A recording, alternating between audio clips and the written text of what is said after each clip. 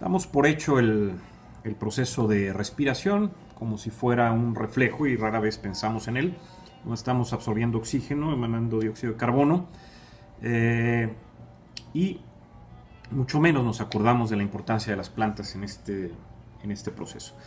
Bueno, mi nombre es Rodrigo Soto, Radio Dev 90.5, Economía de las Ciudades, economía de las ciudades.mx. Y bueno, para el tema de hoy me gustaría hablar sobre el volver a la naturaleza, específicamente volver hacia las plantas o volver a mirar hacia las plantas. Entrando en tema, bueno, todavía tengo claro un recuerdo de hace algunos años, cuando iba manejando con mi mamá en la carretera hacia el pueblo mágico de Coatepec para arribar a la casa de mi bisabuela Ena y mi tía Yoyi, cuando pude observar el trabajo de excavadoras, aplanadoras, retroexcavadoras, bulldozer y diversas maquinaria de construcción, con la terrible escena de que estaban derribando árboles y plantas a diestra y siniestra, sin rencor alguno y como si no tuviesen vida y mucho menos importancia dentro del delicado ecosistema del planeta o de nuestro planeta. Observando eso, bueno, me di cuenta que muchos seres humanos se encuentran ciegos por su soberbia y ansia de dinero y poder al darle prioridad al frívolo y vacío tema del concreto para que transite el automóvil versus la tierra negra y fértil donde descansa aquello que nos da vida. La prioridad, pienso, de muchas sociedades y ciudades no ha cambiado desde mis juveniles recuerdos, pues nuestra obsesión por infestar la tierra de las plantas con concreto y el pensar en que podamos nadar en petróleo se ha arraizado en los paupérrimos disparos neuronales insípidos y burdos de muchos gobernantes y empresarios.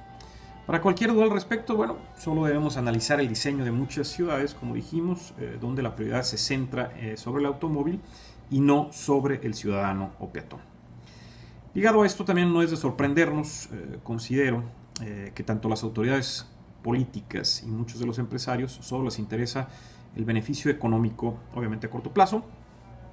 y se olvidan de la calidad de vida para sus ciudadanos. Lo anterior se traduce simplemente que, de acuerdo al análisis del ecologista Guillermo Martínez Berlanga en entrevista reciente en Reporte Índigo, se estima que Monterrey y su área metropolitana requieren que se planten aproximadamente 1 millón de árboles para combatir el gran problema de la contaminación ambiental, así como cumplir el mínimo establecido por la Organización Mundial de la Salud en cuanto a tener 9 metros cuadrados de espacios verdes por cada habitante, además de que cada residente pueda caminar 15 minutos y encontrarse con un área verde pública. Y esto es muy importante. Ante esto considero, necesario realizar una breve reflexión de la importancia de las plantas en nuestra vida diaria. Mi primer razonamiento al respecto sería que la gran mayoría de nosotros está consciente de que existe una conexión muy peculiar en la sensación de caminar descalzo sobre el pasto. Tal vez porque nos recuerda nuestro pasado de nómadas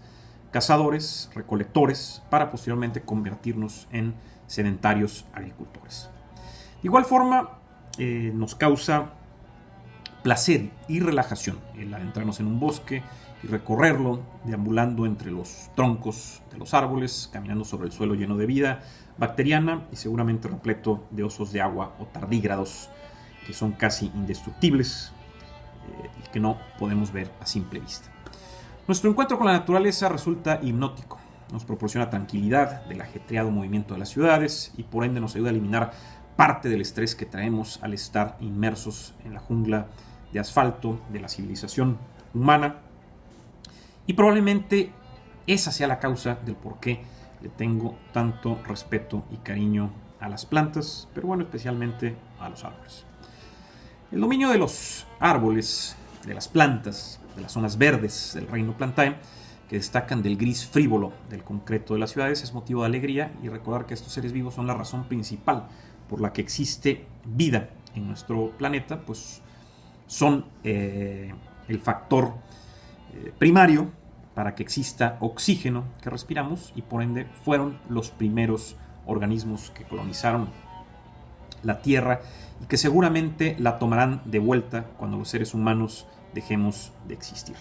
Es decir, desde una perspectiva sintética, son y serán los detonantes de la explosión de vida aquí en el tercer planeta de nuestro sistema solar. Las primeras configuraciones de plantas, de acuerdo a lo que he leído en Wikipedia, fueron algo similar a unas algas primigenias en el agua, en los mares, hace aproximadamente unos 1.200 millones de años. Sin embargo, también se ha encontrado evidencia en rocas de fotosíntesis hace aproximadamente unos 3.000 millones de años. Posteriormente, su evolución nos lleva al salto que dieron fuera del agua cuando se habla de las rocas precámbricas alrededor de unos 1.000 millones de años y contaban con una especie de musgos que ya realizaban procesos complejos fotosintéticos. Pero después llegamos a unos 450 millones de años atrás, en el periodo ordovícico, en donde se tiene la mayor evidencia de las plantas terrestres como tal y su conquista del mundo terrestre como las conocemos. Hablar del surgimiento de las plantas es también referirnos al diseño y configuración del primer Internet, pues es bien sabido que estos seres vivos, particularmente los árboles, establecen comunicación entre ellos y comunicación micorrizal a través de hongos, en donde se realiza un intercambio de nutrientes y también, como nos lo dice Wikipedia, la planta o el árbol recibe del hongo minerales y agua, mientras que el hongo recibe de la planta hidrato de carbono y vitaminas. Pero también volveremos al punto del Internet, porque esa configuración de raíces estableció también la primera comunicación entre plantas. Sin embargo, para poder embriagarnos con la belleza de los árboles y las plantas, así como fortalecer nuestro entendimiento en su importancia y relación molecular que guardamos con estos, debemos retroceder al episodio 2 de la serie Cosmos de Carl Sagan, en donde este gran divulgador científico nos dice lo siguiente, y bueno, textualmente nos dice así: qué maravillosos son los árboles. La especie humana vivió dentro y alrededor de ellos. Tenemos una afinidad natural con los árboles. Los árboles realizan la fotosíntesis, ellos cosechan la luz del sol, ellos compiten por los favores del sol. Miren esos dos árboles de allá, empujándose para alcanzar los rayos solares, pero haciéndolo con gracia y con una lentitud asombrosa. Existen tantas plantas en la tierra que existe el peligro de verlas como triviales y perder de vista la sutileza y eficiencia en su diseño. Son máquinas grandiosas y bellas, alimentadas por la luz solar, tomando agua de la tierra y dióxido de carbono del aire, convirtiéndola en comida para su uso y el nuestro.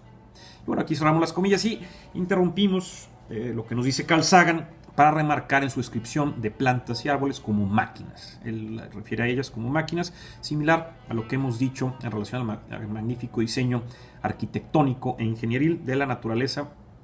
y las relaciones matemáticas que guardan muchos de sus trabajos o procesos biológicos. Y bueno, volviendo con Carl Sagan y su amor por los árboles y las plantas, tenemos ahora lo siguiente, y entre comillas: cada planta utiliza los carbohidratos que hace como una fuente de energía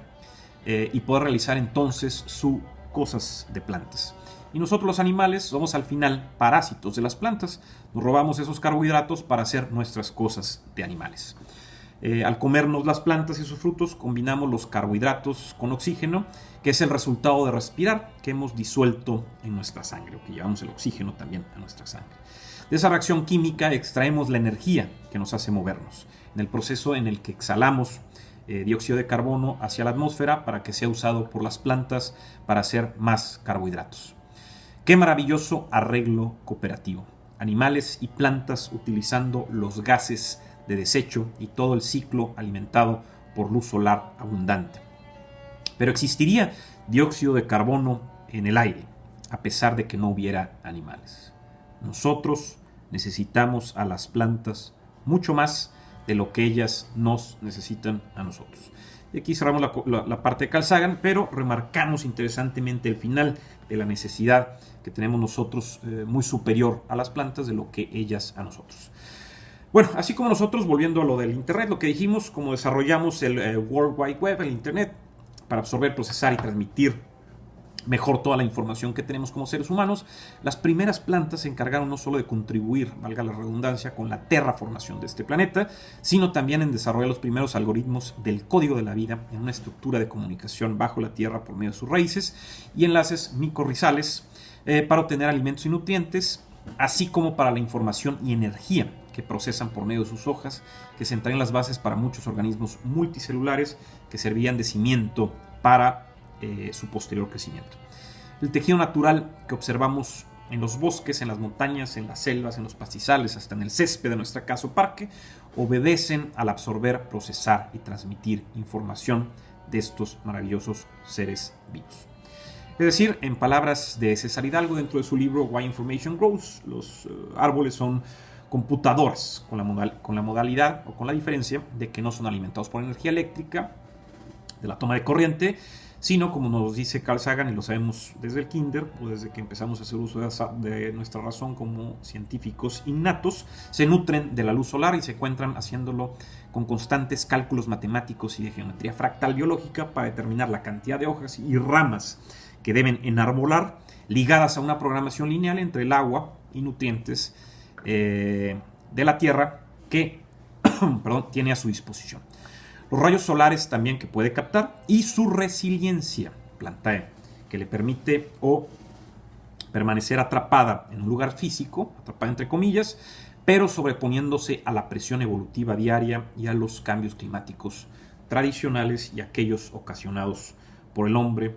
Y por todo esto, los sentidos de las plantas nos pueden sorprender, como ya también nos los ha dicho Daniel Chamovitz en su libro What a Plant Knows. Y bueno, Chamovitz nos dice que, como bien sabemos, una planta no puede cambiar de residencia o moverse repentinamente de un lugar a otro por sus propios medios, buscando mejores condiciones climatológicas y de alimento. Por ello está claro que gracias a su elaborada y sofisticada evolución biológica, traducido en sus hojas, ramas, flores, raíces y corteza, han podido adaptarse a la selección natural, especialmente gracias a un complejo mecanismo sensorial para reaccionar y anticipar cambios constantes en su medio ambiente. Y esos cambios constantes, bueno, ligados ¿a qué? A el estrés evolutivo que reciben o han recibido todas las plantas, sumado al aparente estancamiento y el no poder moverse de donde enraizaron. Y bueno, esto ha logrado que su red de información de raíces y hojas esté constantemente sondeando los datos provenientes de la naturaleza para contrarrestar la adversidad, es decir, aprender de sus errores y resurgir fortalecida cuando pareciera indicar que están muertas. De ahí que, por ejemplo, el pasto corriente, entre comillas, o la hierba mala también, entre comillas, por más que la cortemos, podemos, incluso arranquemos, vuelve a crecer y en ocasiones busca un camuflaje para ser confundida con plantas o hierbas que sean beneficiadas por el trato humano. De igual forma, nosotros también estamos sometidos al estrés derivado de la presión evolutiva a la que somos sujetos todos los seres vivos, pero especialmente los seres humanos que nos hemos sometido a un gran estrés con el diseño de nuestras sociedades y ciudades aglomeradas llenas de contaminación.